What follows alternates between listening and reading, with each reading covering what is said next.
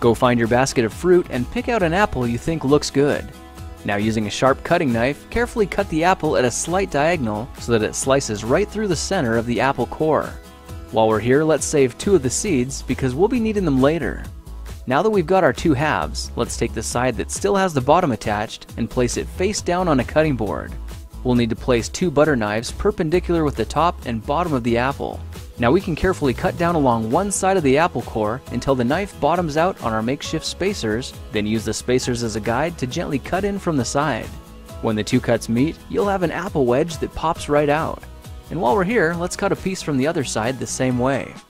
Now our goal with these is to cut out 3 more L-shaped wedges about a 1/4 inch thick. And this time, rather than cutting in sideways toward your fingers, try turning the piece over so you can cut downward and meet the first cut at the bottom.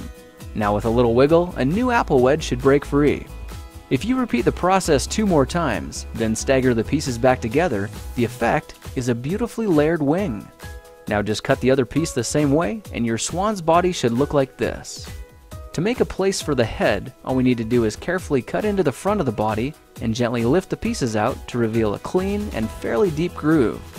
At this point, we can go ahead and grab the other half of the apple and place it between the butter knives like before, but this time we're just going to use them as spacers to cut an even slice off the bottom.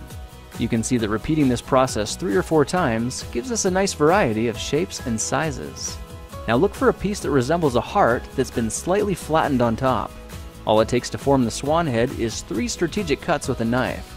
I made 1 angled cut to form the head, a horizontal cut to form the neck, and 1 slanted cut at the bottom for the base. Now you should be able to see how this is coming together, and to clean it up a bit, just use your knife to round off the sharp edges. All that's left now is to place the apple seeds where you think the eyes should go, then use the side of a butter knife to press them firmly into position. When both eyes look good, simply drop the neck into place, and you're done. You've just created a beautiful and decorative apple swan.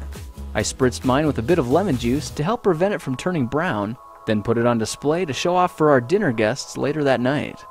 If you try using different apples, you'll get a nice contrast of colors, and every bird will look a little bit different. Well, now you know how to take any ordinary apple and turn it into a decorative and edible apple swan. If you like this project, perhaps you'll like some of my others. Check them out at thekingofrandom.com.